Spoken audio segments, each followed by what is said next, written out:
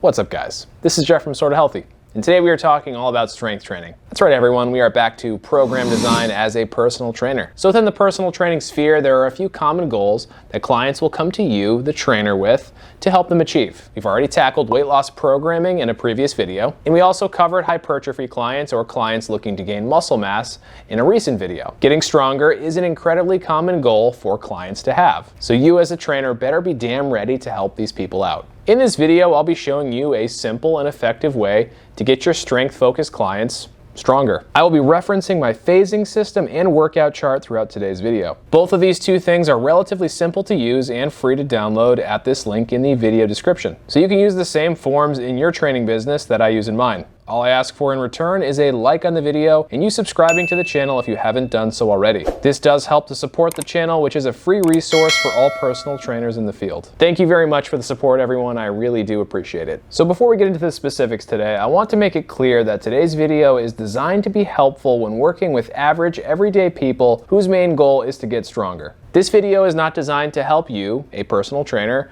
work with advanced athletes or powerlifters. Powerlifters or advanced athletes programs do usually require more strict planning because typically they're preparing for a specific rigorous event. Almost all typical personal training clients are not preparing for a rigorous event of any kind. They might want to look good for a wedding or they might want to do an obstacle run or something, but that's about as intense as the average personal training client gets. So although the systems and programming that we discuss would certainly still work for these more advanced individuals, it's almost certainly not the best solution for them. What we go over today, though, will work very well with average everyday clients who are focused on strength to get the results that they're after. And just as important as that, it gives you, the trainer, an easy blueprint to follow to help your client achieve that. In my opinion, this is helpful because a lack of direction or organization is really something that causes problems for a lot of personal trainers. So let's fix that and jump right in. So if you've seen any of my other programming videos, you're probably sick of a few of the things that I'm about to say. And to that I say to you,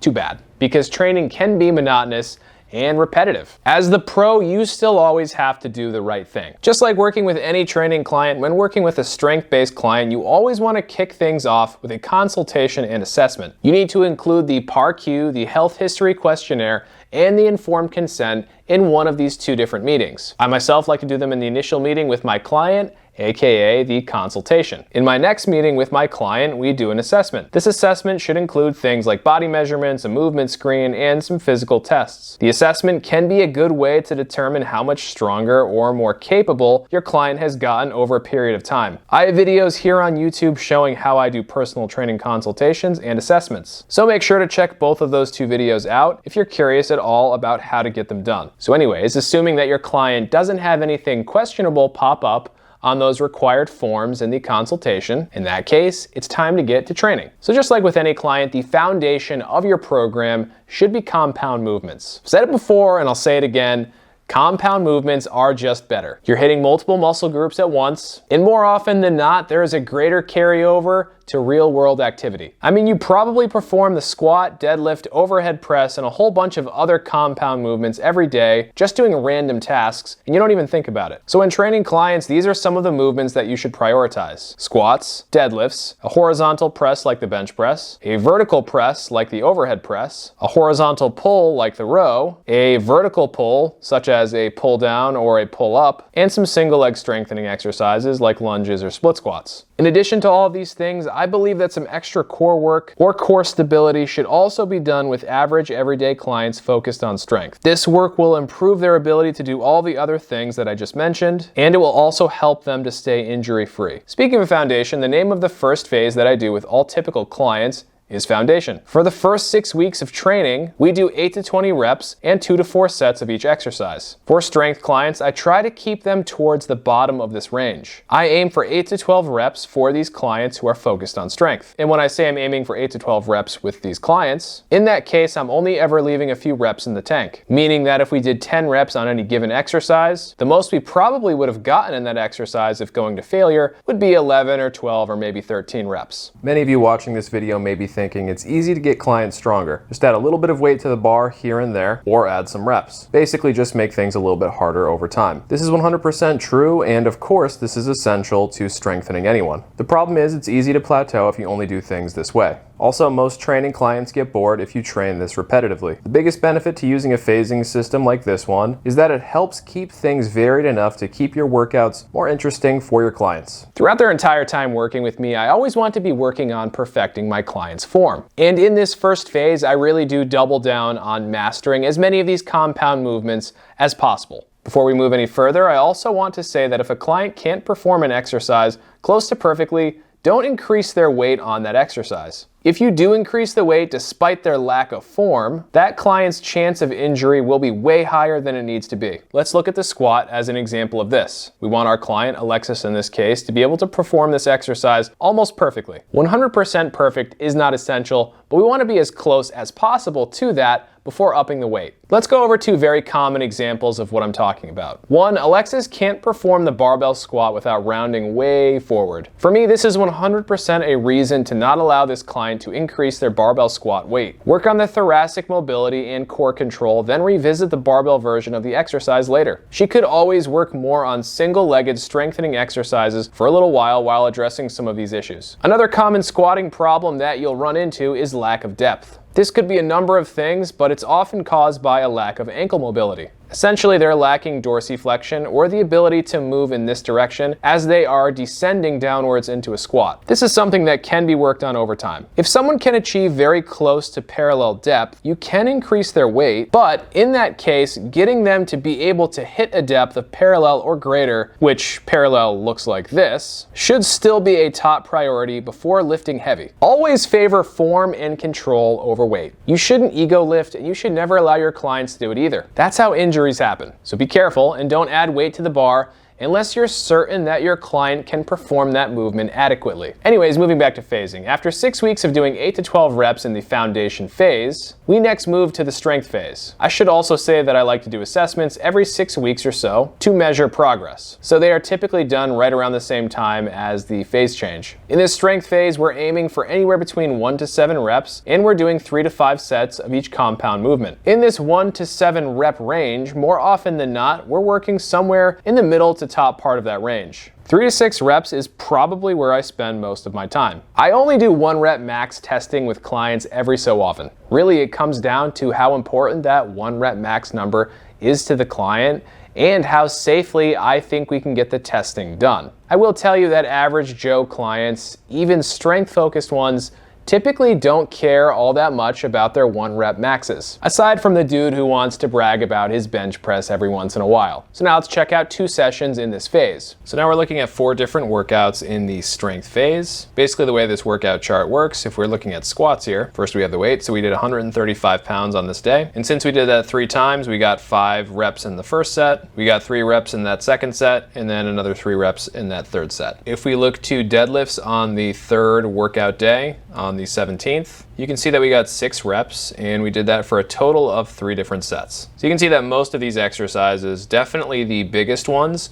fall within that 1 to 7 rep range. Some of these accessory movements don't necessarily need to fall exactly into that range. Like lunges, for example. This W stands for walking, so we did walking lunges, 25-pound dumbbell in each hand. We did 10 repetitions and we did 3 sets of those. So a tiny bit light for this phase, so next time I did lunges, we did reverse lunges just to switch it up. We upped our weight a little bit and we were still just a little bit too light for the strength phase. But truth be told, that's okay. You don't have to be exactly within that 1 to 7 rep range, especially for those accessory movements. They can be a little bit lighter, and that's fine. You see this trend continuing down here with hamstring curls, bridges, etc. And if we look down here with bench press, we kind of see that same trend. She did 6 reps in the first set, she did 4 reps in the second set, and then she got 2 in that third set. Also throwing in some slow eccentric push-ups. She's getting 10 reps for 3 sets. Then we got shoulder press, some tricep extensions and push downs, and we see those same trends also playing out for the pulling. Like I mentioned before, you always want a horizontal push like a bench press, and you pretty much always want a vertical press like a shoulder press or an overhead press. In pulling, pulling, you always want a horizontal pull like a row. You always want a vertical pull like a chin up or a pull up or a lat pull down. And then face pulls are just good. So yeah, throw some face pulls in there. But what you can see with these 4 workouts is that we're doing an upper lower split. So every time she comes in at the beginning of the week, we hit lower body. And then when I see her 2 days later, we hit upper body. We're also throwing in a little bit of core almost every time that she comes in. And of course, you do get a fair amount of core work just doing these heavy compound movements. So it's not like we have to do a ton of extra core work, but her core wasn't tremendously strong when we first started training, so a little bit of extra core work can go a long way. We're hitting some torso rotations, we're hitting some pal-off presses, some planks, some Russian twists, some rollouts as well on the ab wheel, all the good stuff. But yeah, this is just a quick example of what 4 different workouts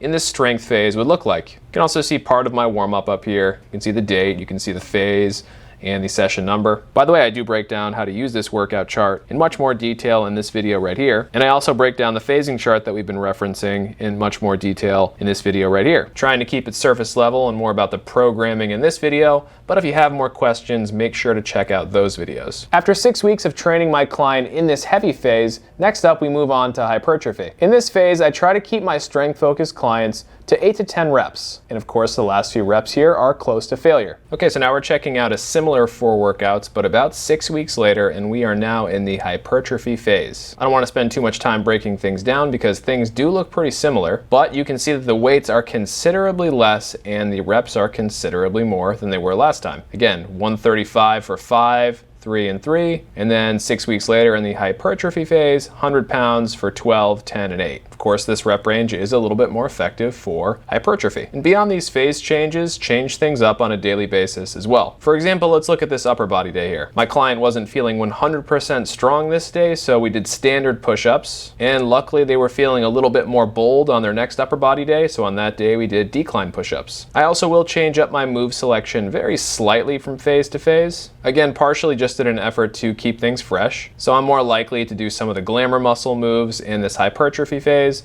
For example, you're now seeing bicep curls in there. We've also changed up our core work just a little bit. In these 4 workouts, we're not doing the rollouts, which are very intense for this client. We moved in the sliders, which are still pretty intense, but not quite as demanding as the ab wheel rollouts. So again, in changing up our clients' phases every 6 weeks, we help to keep the workouts a little bit more fresh, which of course does help to motivate our clients even more. And in the end, this will get them better results. I think that now is a pretty good time to talk a little bit of nutrition. It's definitely later into this programming video than it is into many of the other programming videos, but that's cool, doesn't matter. Just like when working with any personal training client, when working with a strength-focused client, you should start the nutrition conversation on day 1. From there, it should be an ongoing conversation with that client for as long as they stay training with you. When it comes to strength-based clients, what you do with them nutrition-wise is partially based on their sub-goals. If getting stronger is their main goal, but they also want to get a little bit leaner, then you should keep them in a slight caloric deficit. They will still be able to get stronger, but in that slight caloric deficit, they'll be able to lose some fat mass as well. If they want to get stronger and gain muscle mass simultaneously, then put them into a caloric surplus. I typically only put people into slight caloric surpluses because almost everyone isn't looking to put on much fat mass alongside their new muscle mass. You also want to maximize protein intake with your clients who are focused on getting stronger. Some of the strength gains that these clients achieve will be from improved neuromuscular efficiency. Of course, some of it will also be from building new muscle tissue, and you can't build new muscle tissue without protein. I try to get clients who are focused on hypertrophy, strength building, or any combination of the two to eat protein at every meal and to also get some extra protein after their workouts. Let MyFitnessPal tell your clients if they're in a slight caloric surplus or deficit, and let it dictate their protein, at least to some extent. This all sounds very straightforward, and that's because it is. Always keep it simple, stupid, when it comes to nutrition with your personal training clients. So after 6 weeks of the hypertrophy phase, we move into 3 possible options. We could go back into the initial phase, we could go work on more muscular endurance, or we could go work on metabolic conditioning. For most of my strength-based clients, I just go right back to phase 1 and repeat the entire process. These 3 phases, when used back to back to back, work really well for building strength and adding a little bit of muscle mass. I basically only include these other 2 phasing options if my client is feeling bored, a little too beat up and sore, or if their goals change. And there we have it, everyone, a simple and effective way to take an average client